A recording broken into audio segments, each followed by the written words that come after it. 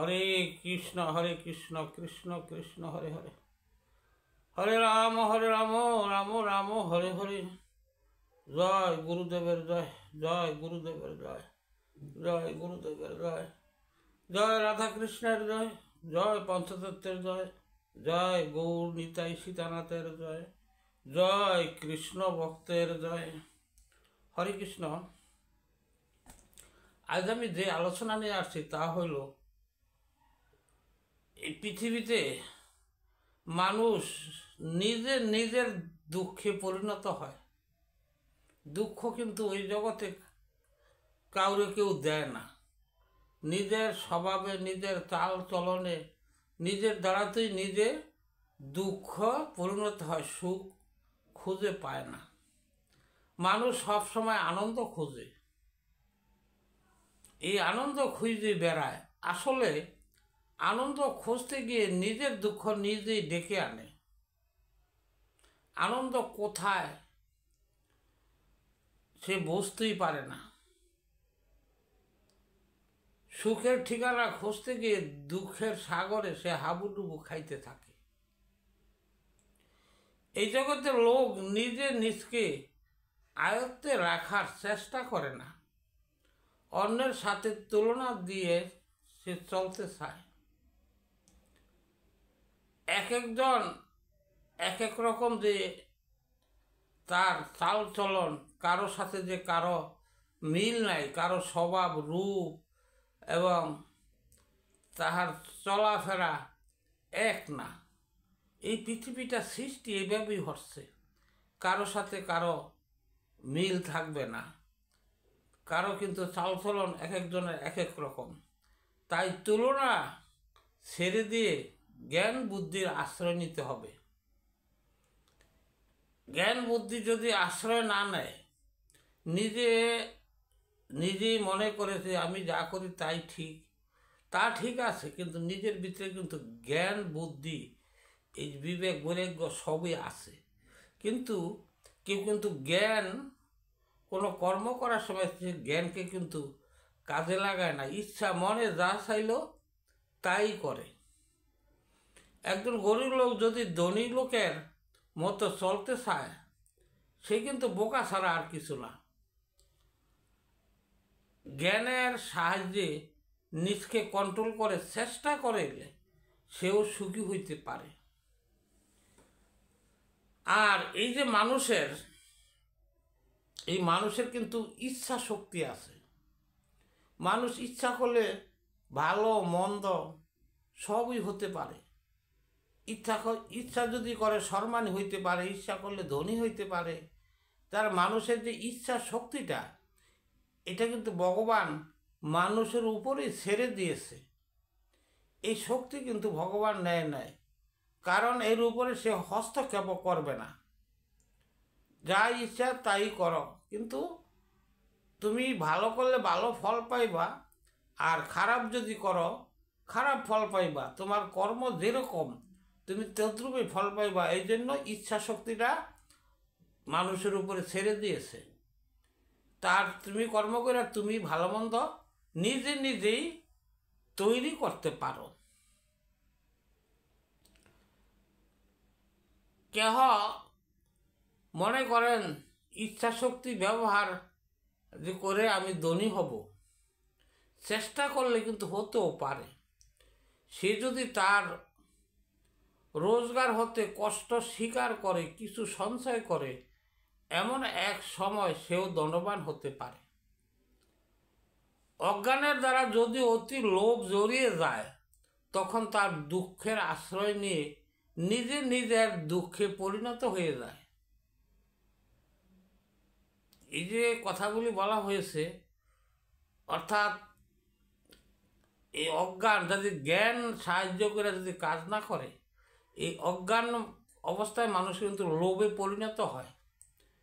যাদের জ্ঞান সভ্রতা প্রখর, তারা কিন্তু ওই লোভে পরিণত হয় না, তারা জ্ঞান খাটিয়ে কাজ করে।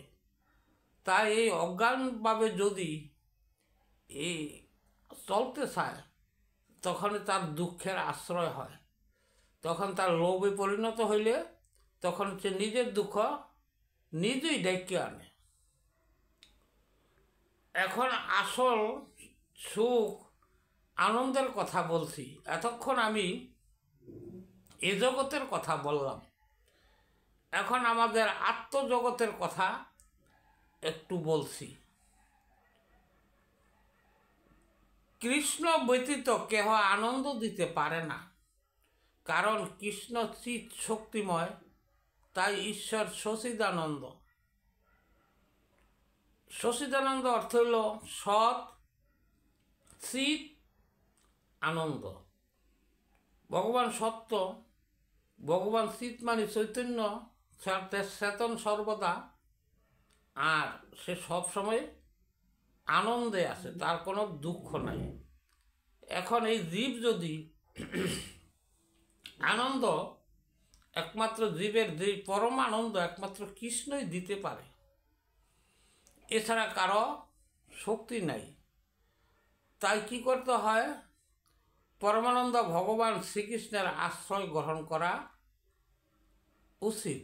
এই যদি শ্রীকৃষ্ণের আশ্রয় না করা পর্যন্ত পরমানন্দ লাভ করতে তার হবে না। জীব নিজের অজ্ঞান বা মায়ার দ্বারা জড়িত হয়ে নিজের মধ্যে অসংখ্য দুঃখের আলোয় ডেকে আনে।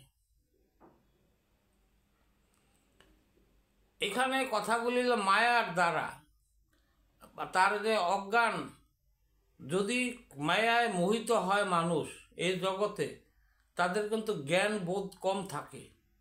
লোভ যদি বেশি থাকে তখন সে কিন্তু জ্ঞান হারা হয়ে যায়, তার ওই লোভের দিকে কাজ করে। আর যখনই লোভে কাজ করে তখন সে এই মায়া মোহে সে জড়িত হয়ে যায়। এই জড়িত হইলে নিজের ফাঁদই পড়ে এবং দুঃখ নিজেই ডেকে আনে।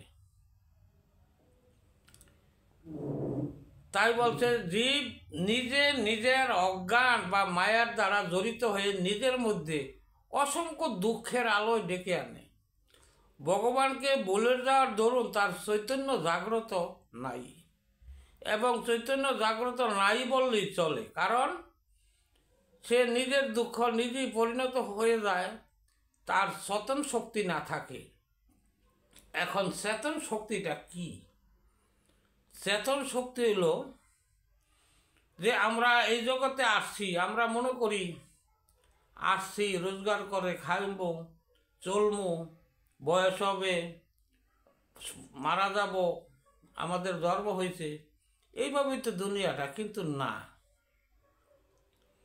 যার চৈতন্য বোধ হয়েছে সে বুঝতে পারে যে আমি যে জীবনযাপন করে চলে যাই, এই যে যাওয়া, আবার আসতে হবে, আবার জন্ম নেই, তো যাই কোথায়?